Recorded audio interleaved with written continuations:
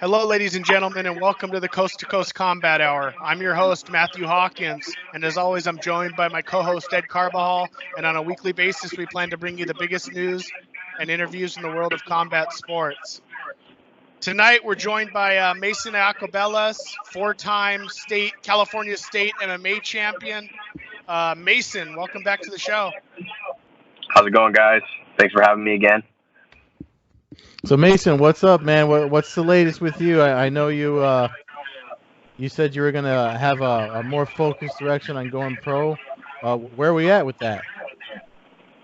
Well, I wasn't really ready until I got the state title, and I didn't even know I was gonna fight for it till like a week out. And I got it done. So, just trying to figure out a good date and organization for my pro debut. My coach Sam Alvey has been talking to me about possibly Cage Wars in January. I don't have an opponent yet or anything or a date exactly, but right now I'm just focusing on getting ready for January. So we've spoken to you a couple times. You had your fight in Tough Enough, which didn't quite go your way, but since then you've picked up two more championships. Is that correct? One for Spar Star and the other one for California Fight League. Yes, sir. Yeah, I got both of those fights. Actually, I only had a week to train for.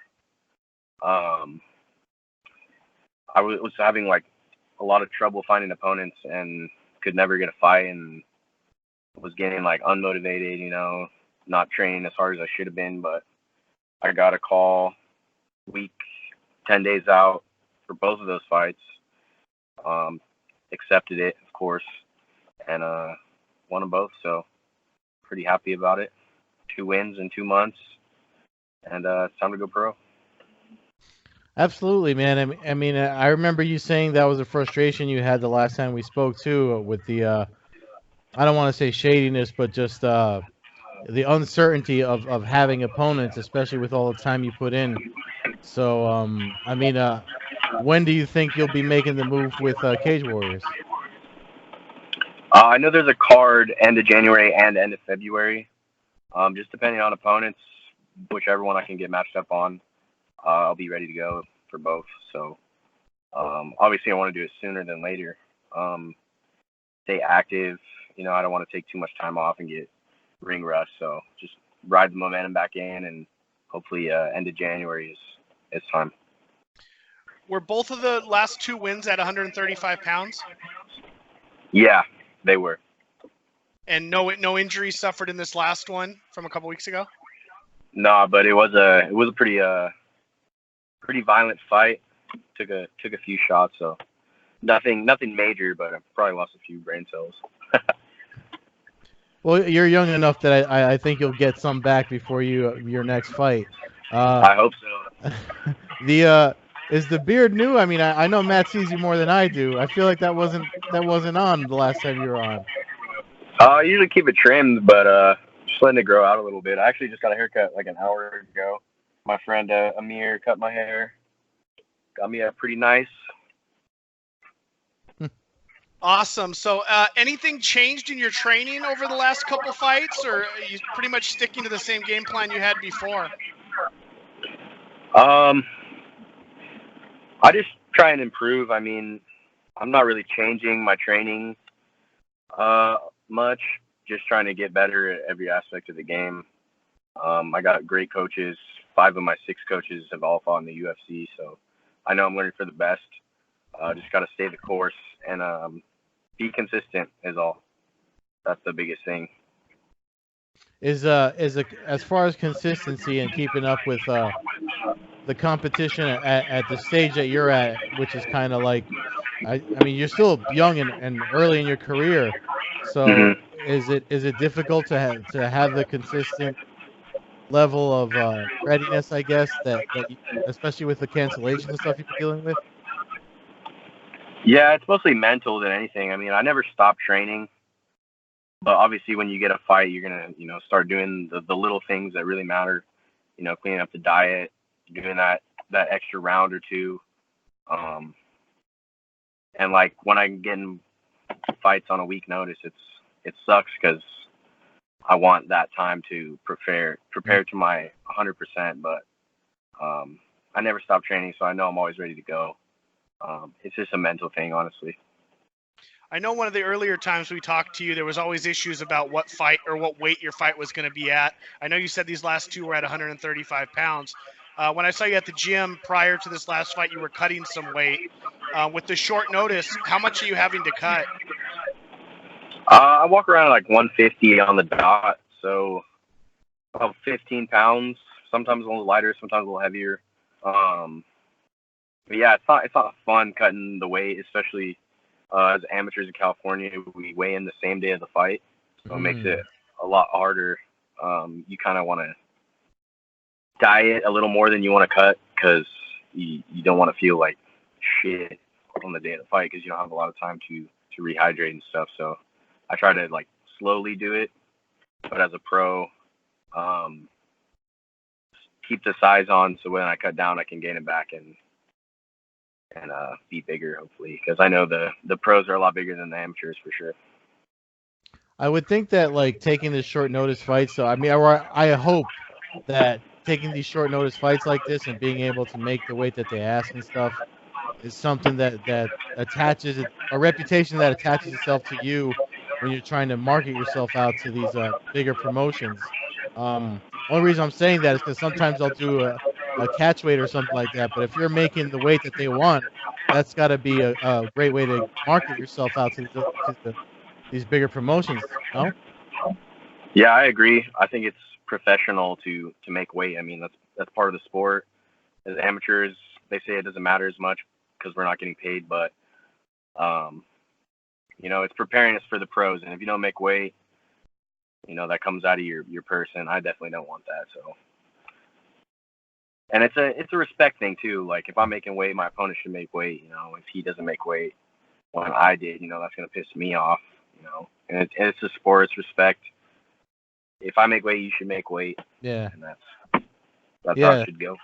No, I agree 100%. How did you gauge like your strongest weight class for you to compete at? Because so there's guys I train with that want to do like 155, but they've been finding that that's too heavy for them. So how did you figure out what weight class is best for you? I just listen to my coaches. They tell me what weight class they think I should be, and I listen. I fought at 3 different weight classes: 130, 35, and 45.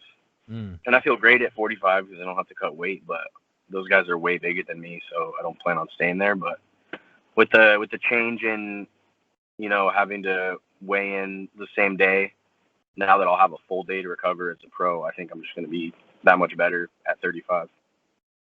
Speaking of pros, your coach Sam Alvey, were you at the gym when he broke his hand? I was not there actually, but I heard about it. I saw him today. He's got a cast on. Pretty unfortunate because we were all looking forward to that fight. I think he matches up well with Shogun, and I think he would have put him away for sure. You also had mentioned that you were the number 1 ranked bantamweight in California. Is that an actual ranking by what is it? CAMMO? Is that the organization? Yeah, that's the California Athletic Mixed Martial Arts Organization or amateur organization. Yeah, whoever holds the title holds the number 1 spot, and that's me right now. I guess that's true. So you were telling me you got what, 4 title belts and then your epic knockout of the night trophy going in your cabinet right now? They're all on my shelf in my room, and it looks great. Oh, you need to start putting pictures of that stuff up on Twitter or something, man. I mean, every time I see your tweets, it's either talking about eating avocados or something just random like that. Yeah, I don't want to scare everyone away because then no one's gonna want to fight me.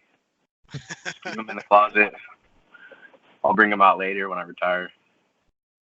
Well, you talk about California Cage Wars. I know it seems like some of the Quest guys are now going to start fighting for Combate. I know your teammate Trevor Wells has a fight. I believe it's November 22nd coming up in Fresno. And between that and Bellator, the contacts there, it seems like you've got it seems like you're going to end up getting a chance to kind of choose where you want to fight. Yeah, obviously all those places I plan on fighting for all of them. Just kind of comes with timing when I'm ready and what shows they have. Cage Wars is in January, so that's looking like the move right now. But I'm definitely excited to fight for Bellator when they come to Pachanga, because that's right down the street for me. And I know Combate has a bunch of shows this year coming up, so I plan on getting on all of them. I'm excited for Trevor. His fight's about 3 weeks out. I think he's gonna absolutely destroy this guy, and can't wait to watch it. Cage Warriors is on Fight Pass, isn't it? No. No? Cage Warriors is the old Explode fight series. They used to have a fairly bad reputation for kind of mismatches, but they've really cleaned up their act recently. Okay. Yeah. And have they have a nice little complex they fight in now. It's where Derek Anderson and a few of the other names from Escondido, the Southern California area, kind of cut their teeth in the early pro days. So it is better than it used to be. So you're likely to get a solid matchup there now. All right, cool. I just want to know where I can watch it if you do wind up on the January card. Yeah, I'm not sure yet. I don't think they do. They might do a live stream or something. I'm not sure yet, though. I'll keep you guys updated for sure. Please do. Awesome, Mason. Well, thanks for joining us. We don't want to keep you too long. We just wanted to get updated. And again, man, best of luck. And we've been following you for a little over a year now, so we're glad to see you're getting that chance to go pro and start putting some professional title belts on that shelf. Yeah, thank you guys very much for having me again. Looking forward to the next one. All right, I look forward to seeing you wearing that shirt one of these days too. All right, I think I got it. I think I got it. All right, guys. All right, thank brother. you. Take it easy. Take care. Have a good one. You too. So thanks again for Mason Iacobellis joining us, the 4-time California State MMA amateur champion. Back to us now, Ed. You know what? Sorry to cut you off. It just hit me now. I don't think New Jersey has like state amateur championships. I mean, we have Ring of Combat. I mean, we have Dead Serious and like other regional things going on for amateur, but there's no state amateur champion, which is why I feel like, I mean, as much as New Jersey has had a hand in creating like the unified rules in MMA, California just seems to has gotten it right. Yeah, well, I mean, I don't know. Like he was saying, he's basically the state champ is the champ of the amateur organization at that weight class. So, all right. You know, but yeah, I think CAMMO, which is he said it was the California Amateur Mixed Martial Arts Organization, I think is what it stands for. I believe does have him ranked at #1. So I wonder if there's I wonder if there's an ammo for every state. You know what I mean? There should be. That would be cool if there was. That would make sense, but things don't always make sense in the world of MMA. You got that right. So man, you survived a long, grinding, 5 days in Connecticut, between Connecticut and New York? 4 days, because I was so they did the media for Bellator 231, 232.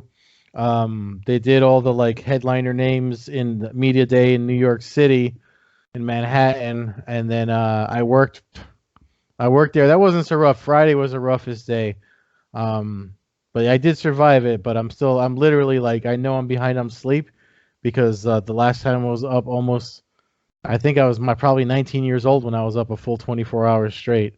So. Yeah, because so Friday you wake up in the morning, you got to get to the weigh-ins, right? And well, what? I got a story for that. So yeah, Friday was the first event, right? So I mean, and you guys, for the folks listening that follow the podcast, Cutman Matt Marsden, the last time he was on, he had extended the show day roll invite to me, and as I complain about getting fat when I go cover event coverage, and shout out to Matt Marsden for inviting me to that, because this is the first time I come back from an event. I feel tired, but I don't feel unhealthy because I got to train with him and his wife, and it was really cool. So the reason why it was just us three was because so weigh-ins were initially scheduled. The official weigh-ins were initially scheduled for 10:30 Eastern time. So I'm thinking, cool, I can go train and come back and shower and then make it to the weigh-ins. So I walk in there. Walk into the training room that they have set up for the fighters to warm up in. That Matt's part of all that, so he's there. His wife is there, and we're putting our getting ready to train. And he's like, I think it's just going to be us because of the weigh-ins. And I'm like, no, they're not till 10:30. And he goes, well, the guys seem to leave early then. And I was like, oh, all right, but I didn't think anything of it.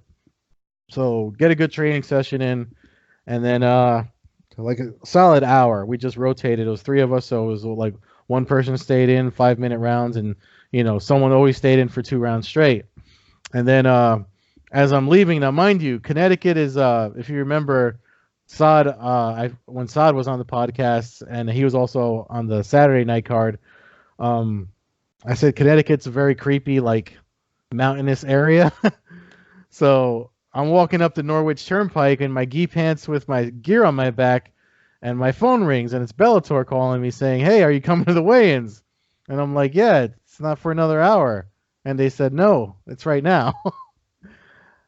So that's how that was the weigh-ins for 232 on the day of 231.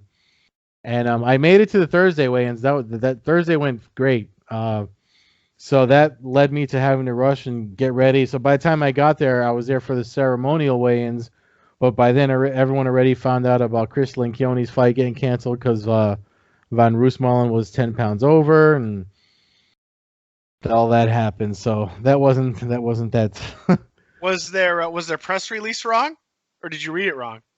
No, so their press release was right, but they're not the one. I mean, and folks that follow the sport, I know you know this.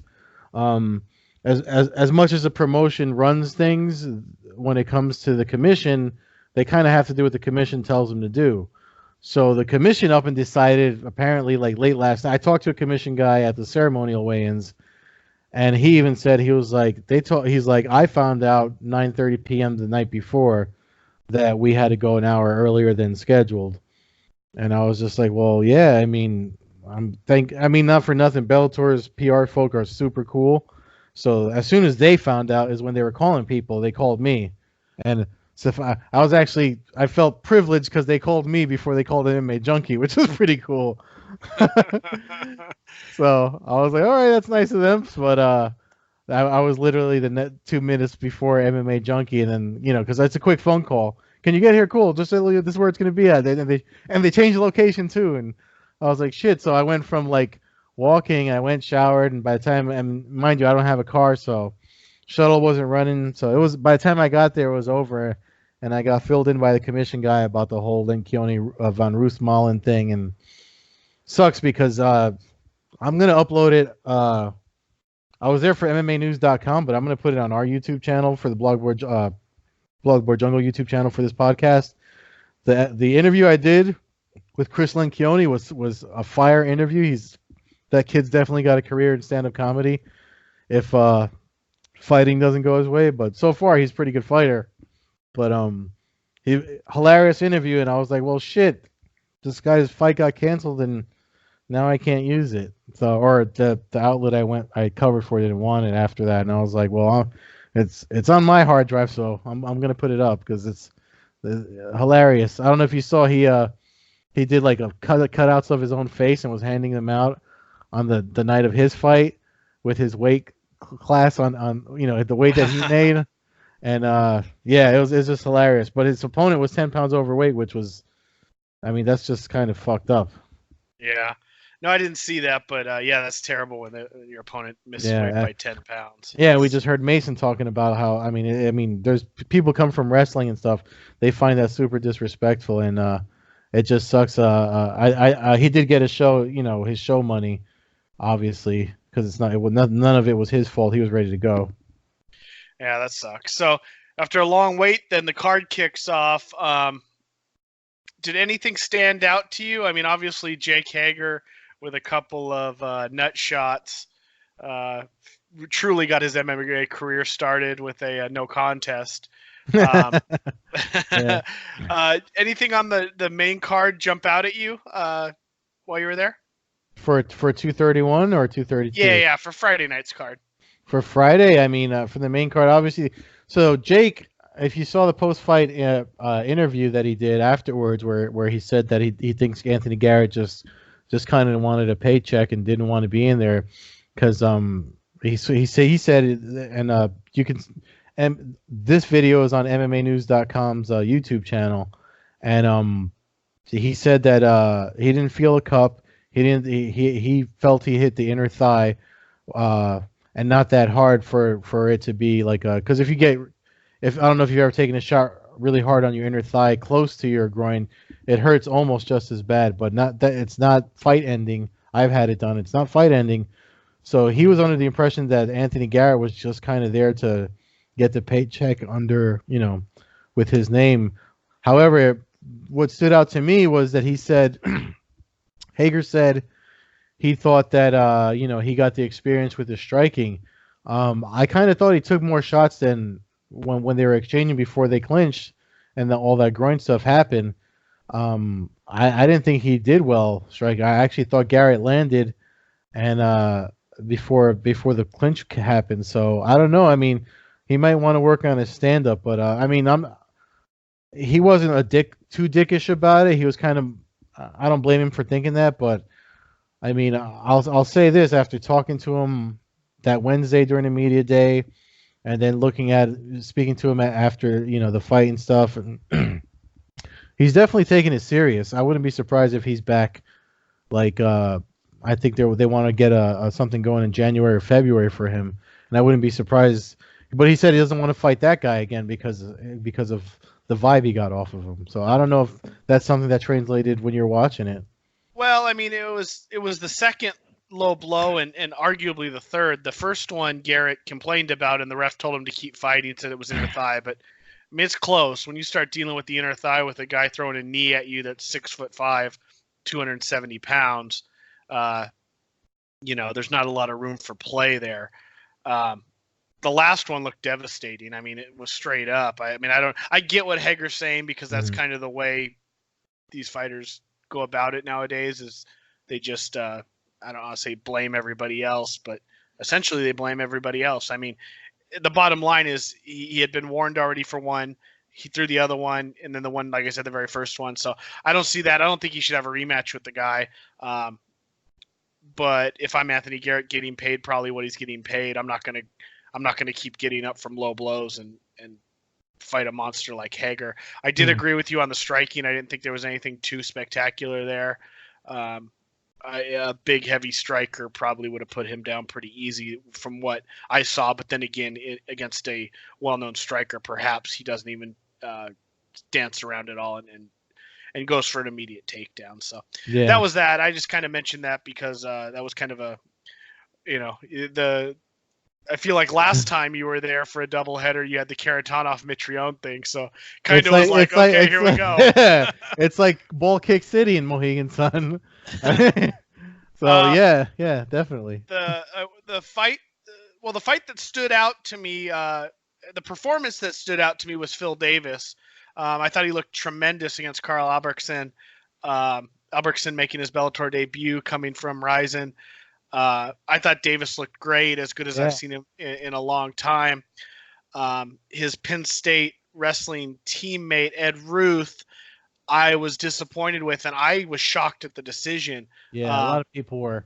Okay, I was curious about what the in-house reaction was. I mean, I know Jackson got I don't think he got a really good reception, if I remember in the interview, but I thought he clearly won the fight. I thought, if anything, it was at bare minimum 29-28, and I thought he probably almost won 30-27. I didn't see any moment where Ruth really did much to put Jackson in any trouble.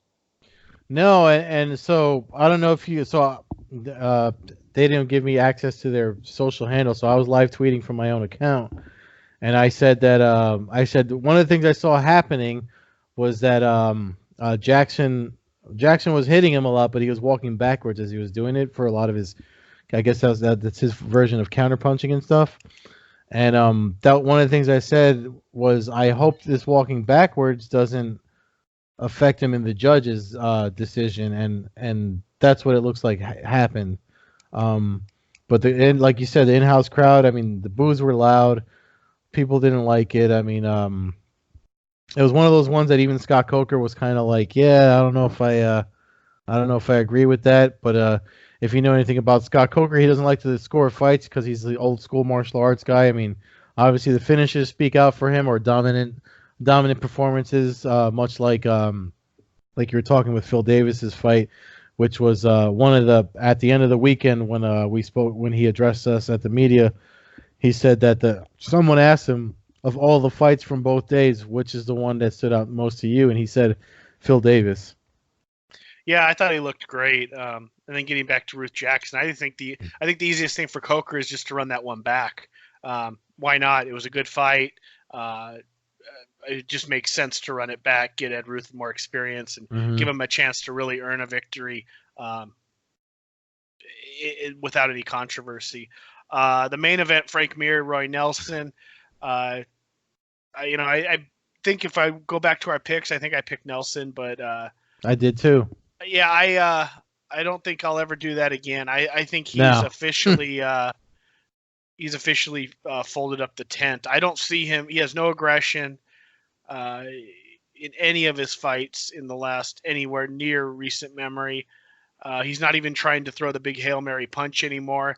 I don't know what he's trying to do out there. I mean, I don't know I don't know any fighters he actually beats if he fights the way he fought that night. I know Mir had a smart game plan, and it wasn't the most exciting fight. He did a bunch of low leg kicks and kind of maybe threw Nelson off his game. And props to Mir for fighting a smart fight, but God, Nelson didn't bring anything to the table that I noticed. I don't know if it's. I mean, I don't know if I agree that it's that he didn't bring anything to the table. I think it's more to me, it was more of along the lines of the first. If you watch the post fight presser, I was the first one that asked. I pointed out the leg kicks to Mir, and he gave a complete breakdown because of that overhand right. Knowing that, I mean, they know each other really well. I don't know if you saw the pre or post fight interviews I did with them when I was out there, but one of the things they both said, because they know each other super well. I mean, they have a long history competing against each other and training together and stuff. So that was the one thing that Mir took out of what he knew about him, and it worked, was chopping away at the lead leg, because when you throw an overhand right, you're transferring energy from your rear leg to your front leg. So if you can't catch yourself to snap the power, that's why he attacked that leg like that. And it looks like, I mean, it was right away. If you saw, those are big boys too. When he kicked that leg, how far out it made Nelson's leg go. I don't want from talking to Nelson. And if you remember the last time, he was kind of pissed. The last time he fought in Uncasville and at Mohegan Sun and lost, he stormed out, and cops were mad at him and stuff because he caused a ruckus in the locker room or whatever it was. So maybe if they're gonna do something with him again, maybe let him fight out by you or something, or fight anywhere but Mohegan Sun, because it's 3 or 4 in a row at Mohegan Sun that he's lost, and it's kind. I actually, one of the things I asked him, I was like, do you think the arena's cursed? And he was like, yeah, it's an Indian curse. And I mean, maybe in his own mind, it's just not the place for him to fight. But so if when these guys are done, they'll say they're done. That's one thing I've learned watching these fighters that stay on for so long. But Frank Mir is definitely not done. I mean, he's obviously training smart. He looks great, and that was, like you said, it was a smart way to fight someone that that their weapon is that overhand right. Yeah. No, props to Mir for getting the win, and I mean, he needed a win. First win in Bellator, so good for him. Yeah, I'm not trying to be disrespectful to Nelson. It just seems like he's just not there. I tell you what, I felt so bad when he left. Because if you ever watch any of those post-fight scrums that I upload from the ones that I go to, the left of that off screen is where, as we're doing that, the losers are leaving, like they're walking out. And Roy Nelson, he had his leg wrapped up, but he walked out on his own, and I just felt so bad because he was going up the escalator. He turned around and he just had this look of like, what the fuck with this place? Like his hands on his hips, and he was just like I felt bad for him. I mean, but I can't disagree with you. I mean, if you look at his fight with Ayala, I remember that was Javier Ayala fight was his debut, right? Yeah, that was here. He won that fight, and that was here in Los But Angeles. and he won it, but it was still like we were all looking for the same thing, like you said. We were all looking for that aggression and that finisher punch, and it's like he never really threw it. Yeah, I mean, I'm a little bit more frustrated with kind of his game plan. I mean, he lost to Mitrione a fight where at the end of the fight he was taking Mitrione down, if I remember right, and dominating. This one, he didn't go for really a takedown until like 10 seconds left, and when he finally did, he slammed the hell out of Mir and had him down. I just got to wonder a little bit why. I mean, again, it's not easy to get a takedown early in a fight. I understand that, but it just seems to me like maybe that's more the strategy that. But I'm not an MMA coach, and I'm not Roy Nelson, so I mean it's hard for me to question their strategy, but it just didn't. Something just seemed off. But anyways, that wrapped up Friday night. Saturday night was kind of the main event of events for the weekend. It took an extra day, but this event started off with a no contest as well. The Kimbo Slice Jr., Kevin Ferguson Jr., Craig Campbell fight. Well, Initially, they just overturned that yesterday. Yeah, that's what I'm saying. Yeah. It took an extra day or two, but we started another event off with a no contest. Initially, it was ruled a 38-second KO by elbows and punches. The commission overturned it, calling it a no contest, saying that Ferguson landed too many shots to the back of the head. Doesn't really change a whole lot, really. I mean, it might have cost Ferguson. Well, I don't know if he had a win bonus or not, but he knocked the guy out. Yeah, there was a shot to the back of the head. We get that, but I don't think it really does much to hurt him. He'll move on. Got to walk the cage and get it his first time back in a year. Manny Murrow picked up a split decision win over Nick Newell. I tend to agree with the decision. It was a close fight. I think Newell won the first, Murrow won the third. The second round was the one that was up for debate. Yeah. Obviously, the local crowd there didn't like the decision. What was your take from media? Was most of the people on board with at least being a fair decision? Yeah. I mean, most of us are objective, and it was. I mean, you got to call it like you see it. I mean, I don't know what happened. Maybe. Actually, I mean, he did well in Bridgeport. He got that first round finish.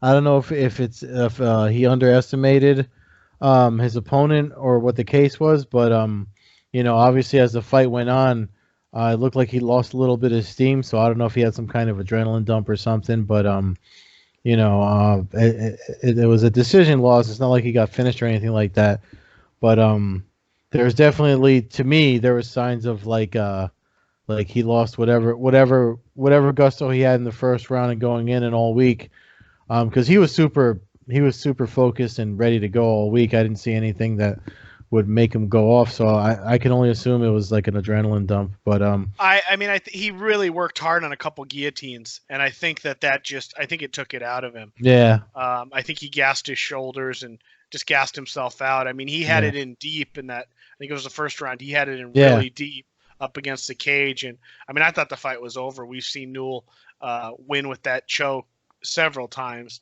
and I himself out, and it finally caught up. Murrow fought a good fight, showed a lot of heart.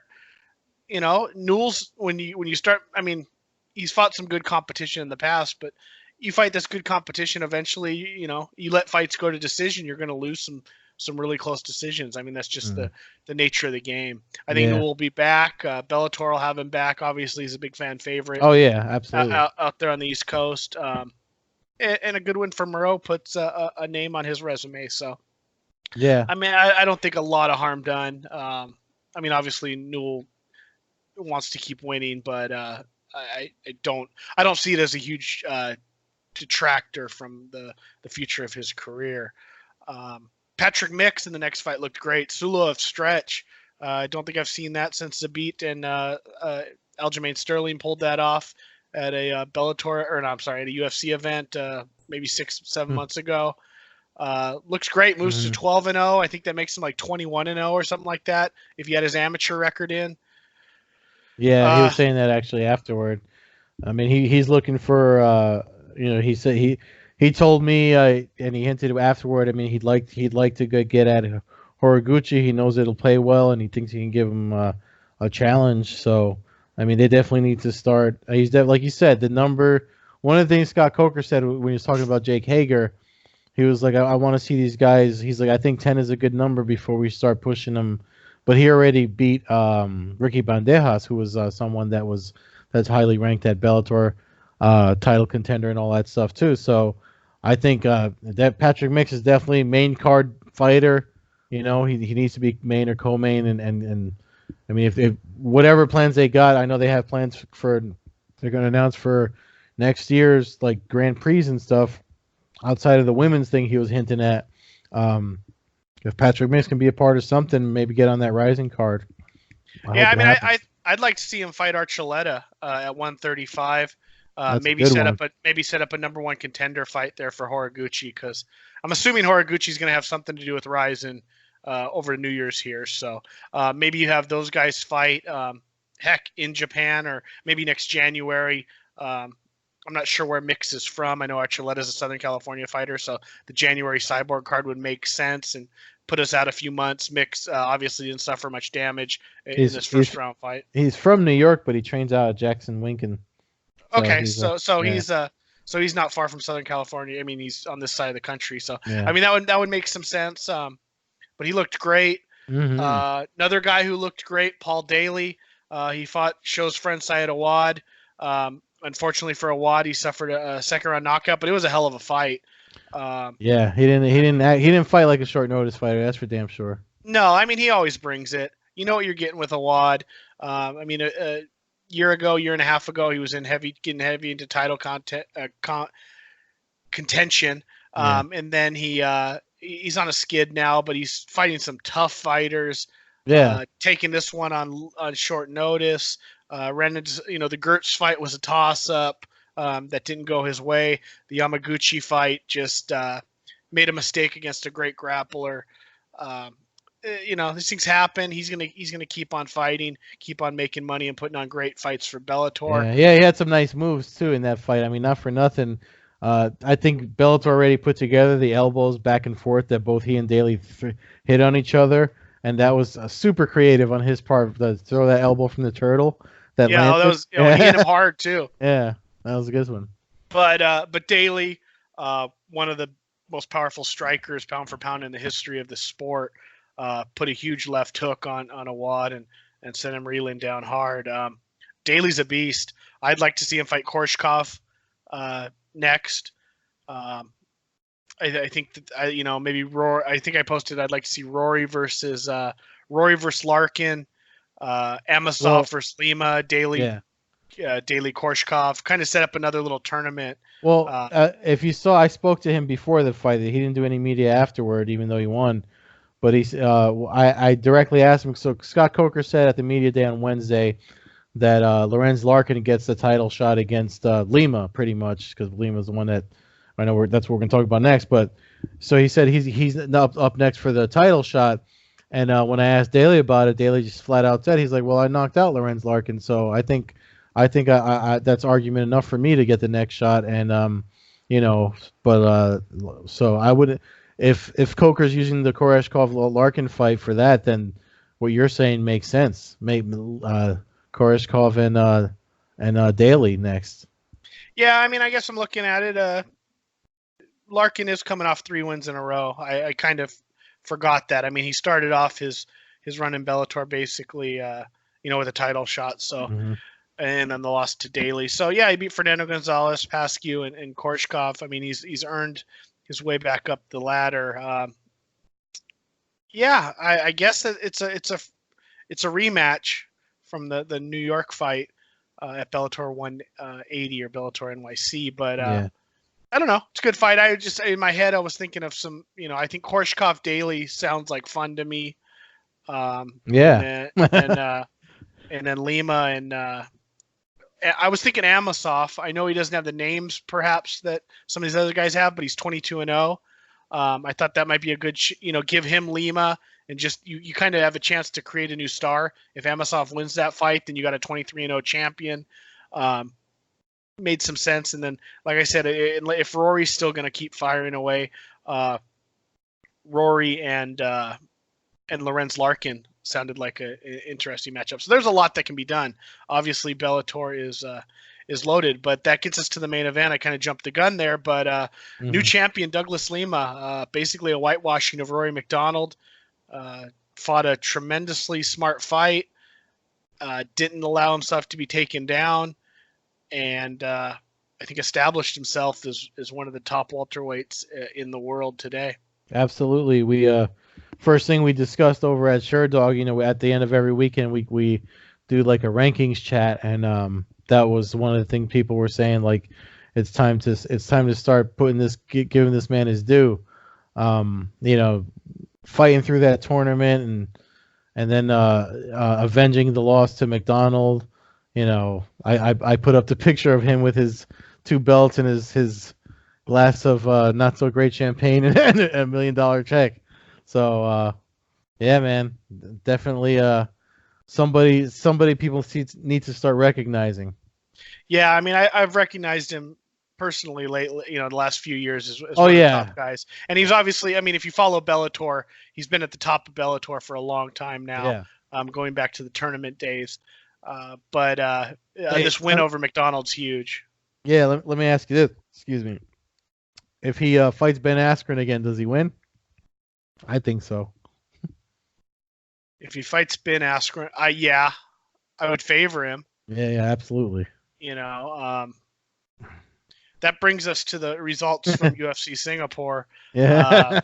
Ben Askren suffers a third round rear naked choke loss to Damian Maia in an interesting fight. I'm not one of these people that's going to hate on Askren. I know a lot of people, and I know you're not trying to do that. I just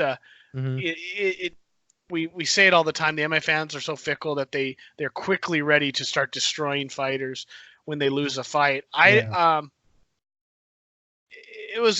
an interesting thing. We didn't know where Askren's striking really was because he never had to use it. I think after this fight, we realized that his striking is pretty much non-existent. He has a little bit of dirty boxing, and he can land some stuff, but not against a good striker on his feet. He's in big trouble. Well, I mean, that it was telling. It was telling to me, not just in the fight with Lawler. Obviously, I mean, people like to kind of like act like that fight didn't happen, but you got like Masvidal, and there's other fighters that are saying he's technically 0-3 in the UFC because of the whole bulldog choke stoppage thing.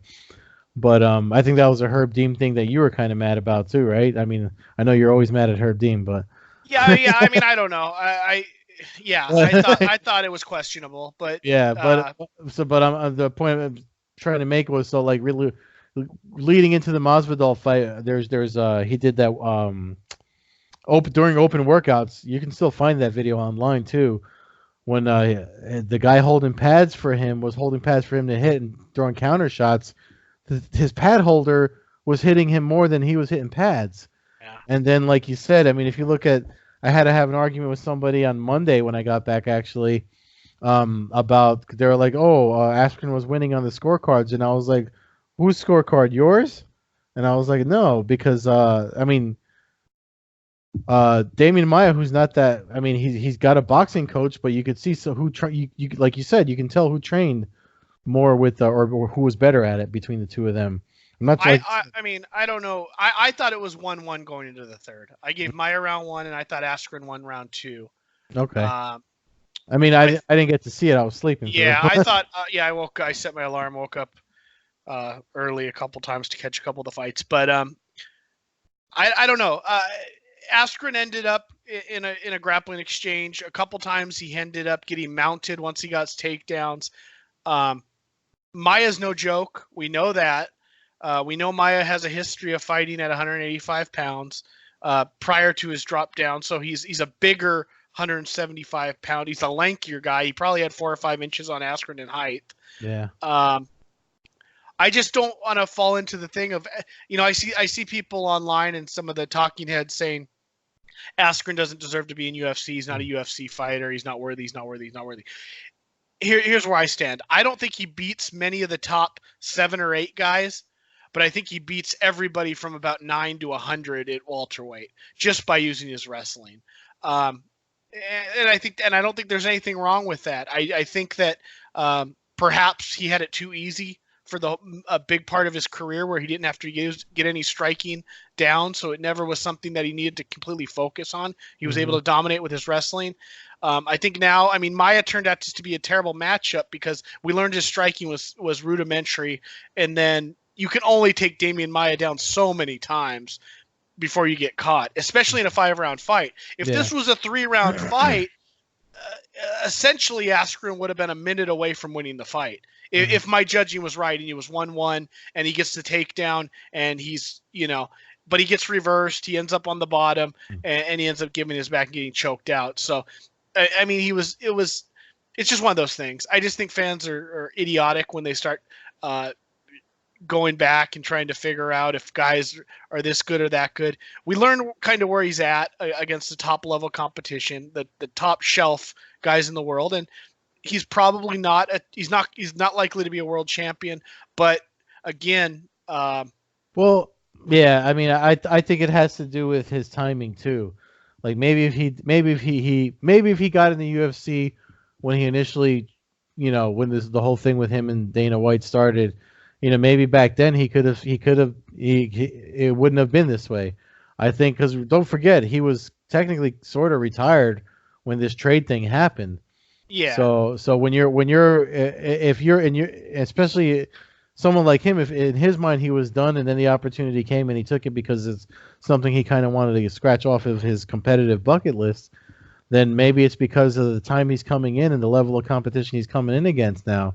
Because as you and I both know, the sport evolves and moves past a lot of guys. Usually when we start seeing it, it seems to be happening more and more, but the guard's been changing.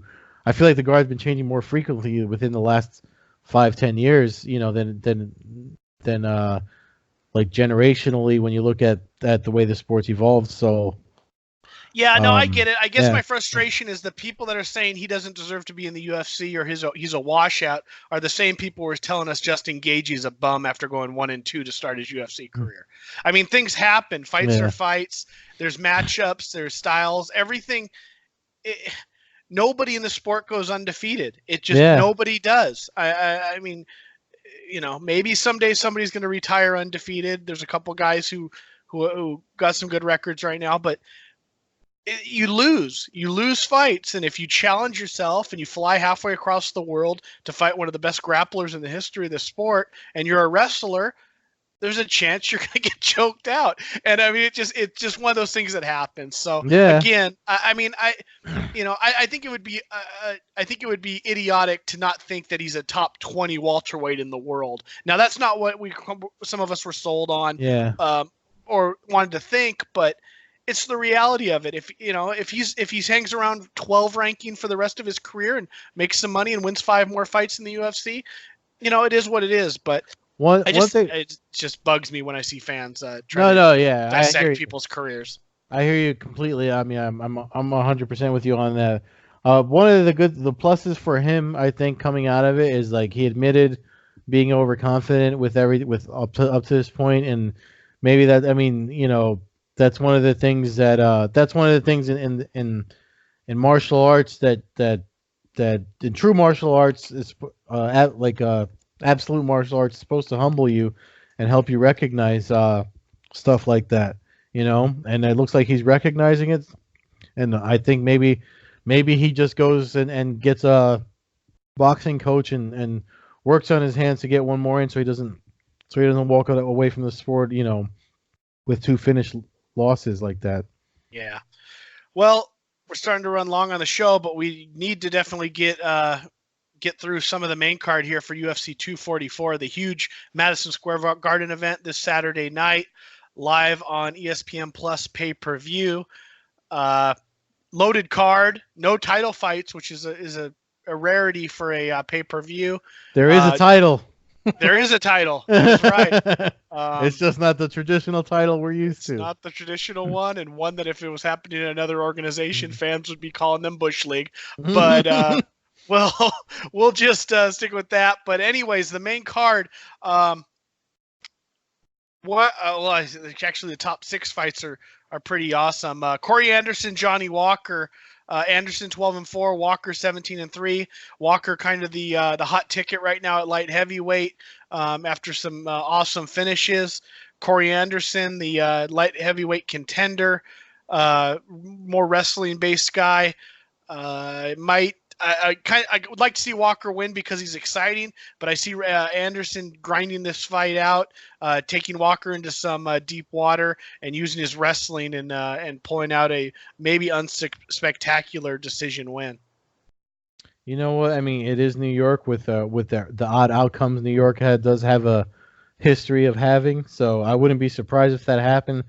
But I think Walker. I wouldn't be surprised if Walker takes it. To be honest with you. That's long down the road though. That's a more popular fight to make, especially with the class they're in and John Jones complaining about not having people to fight.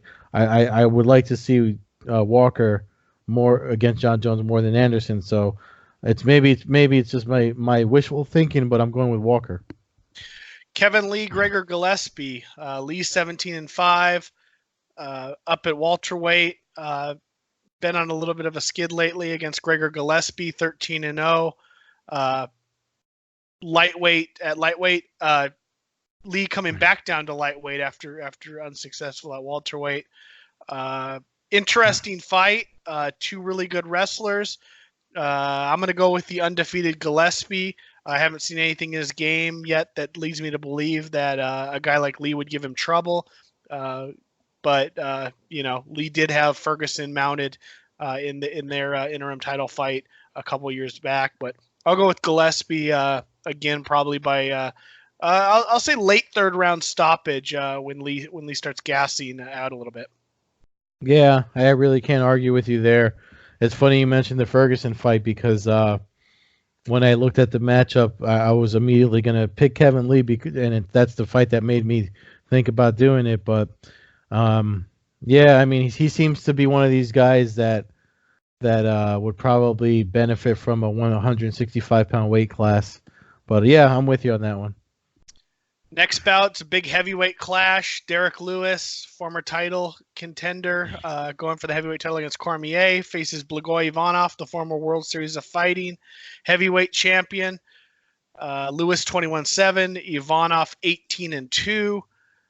I was telling somebody the other day I'm going with Ivanov. I think he'll be a little quicker. I think he'll manage to avoid the knockout, which I think is really what Lewis is obviously his go-to. I think Ivanov's got a good enough chin that he'll use his boxing and his striking to be able to frustrate Lewis, and I think he'll be able to get through 3 rounds. I don't necessarily see a finish. I think he's just going to use his boxing, get through 3 rounds, and win a unanimous decision over Lewis. Yeah, I'm with you there, Ivanov. Thinking about their best fights, I remember when he fought Josh Copeland, and I was just surprised with his durability. He seems to have brought that here to the UFC, and as much as Derek Lewis is a fan favorite, Ivanov is not somebody to sleep on. I think he can take whatever Lewis dishes out and give him back enough to get a victory. Stephen Thompson, 14-4-1 against Vicente Luque, 17-6-1. Luque on the win streak. Thompson, not so much. Coming off of his loss to Anthony Pettis from this past March in Nashville. Tough fight to pick here. I know Luque is kind of the popular pick right now. He's shown some power. He has not faced the competition that Stephen Thompson has, though. Mm-hmm. And I think Thompson realizes that this is a fight that he must win if he's going to continue to fight and have a career basically in the UFC. Not for talent-wise, but because the ladder will become immense with a loss here. I see Thompson using his distance and picking up a win. Again, I hope there's not a whole night of decisions, but I think Thompson's able to outsmart his opponent here, keep his distance, play it a little safe, use his kicks, and pick up a victory. Yeah, I mean, I know he lost that fight. I mean, people bringing up that last loss he had, but I really do think, I mean, he was winning up until that happened. And I think part of it was because he stepped away from what's been working. I know he had mentioned it when we had him on the podcast, and he had mentioned it in other interviews with local South Carolina newspapers and stuff, that he wanted to try to turn up his aggression. And I mean, that's not what brought you to the show, man. So if you got to go back to what got you fighting Tyron Woodley and stuff like that, and use your distance and play it safe, like you said, maybe he can get a couple of liver shots in on Luque to drop him like he did what's his name back in the day. So I'm concerned like you. It's hard to pick, but I mean, and he's technically, he's by association he's a New Yorker because of his relationship with Weidman. He's married to Chris Weidman's sister, so I think he'll do all right. I'm picking Thompson too. Co-main event: Kelvin Gastelum, 16-4, coming off of his fight of the year candidate against Israel Adesanya, versus Darren Till, coming off 2 rough losses in a row. Till going up to 185. 2 former welterweights, actually. Gastelum's had a few fights successfully at 170. I don't know. Another tough fight to pick, another great fight. I'm going to go with Gastelum by KO. I think he gets inside of Till, checks his chin, and catches him about halfway through the fight with some big hook. I think that'll kind of, unfortunately, that might kind of put Till in a real tough position, but that's the way I see this fight unfolding when I just look at it. Yeah, no, I'm with you 100%. This is Till's first fight at 185, and I mean, there's a reason why he was sort of strong at 170. I know that he's moving because of the losses, but if Kelvin Gastelum has showed you anything throughout his career, especially with the fight you mentioned against Adesanya, it's that you're going to catch some hammers, and yeah, I have a feeling it's the same, pretty much like you said. I'm taking Gastelum on this one. Main event: Nate Diaz, 20-11, versus Jorge Masvidal, 34-13. Man, another toss-up fight here. My heart says Masvidal, but my brain's telling me Diaz. We know what we're going to get with Diaz. Diaz is going to come out. He's going to throw his strikes. He's not going to gas out. It's a 5-round fight. Masvidal, historically in his career, has had some ups and downs. Some fights where he didn't kind of show up. I know he's on a huge roll right now, coming off 2 huge KO wins. So like I said, my heart wants to go with Masvidal, but my brain's telling me Diaz, and I'm going to go with my brain for this one. I'm going to say Diaz wins a decision in a bloody, striking bout. I don't see much grappling in this fight. Again, I'd like to see Masvidal pick up the win and continue his momentum, but I think Diaz pulls this out in a fairly close fight. Yeah, you mentioned the records, and the bulk of I mean, they've both lost mostly by decision when they lose. But if I'm looking correctly, I think between the two of them, or if I'm remembering right, because I'm actually working on a piece of why I think Diaz is going to win too. I don't know where I'm going to submit it yet. If it's either going to be on SureDog or MyMMAnews.com, but Diaz's body type, it's ectomorph, and I wrote a whole thing years ago on Medium about it. I shared it actually on Twitter today if you want to read it. But it just the matchup, because Diaz was one of the people I mentioned and I used one of the gifs. That body type, those long lanky guys, is him, John Jones, Anderson Silva. If you look at all those guys that have that similar weird lengthy build, they just they seem to, I think it's an advantage when it comes to just their that mixed up with their skills. I think that's just an advantage that Diaz has. As far as their losses, I mean, I think if I'm remembering right, I think from the bulk of their losses, Masvidal got submitted maybe twice early in his career. The thing is, they're so much better now, like, which is what makes it a toss up. I mean, they're both super durable. They haven't been finished in a while, so I don't see a finish happening. But if someone's going to lose by decision, I see it being Masvidal too. I think Nate Diaz. The thing is, it's in New York though, so they don't really recognize.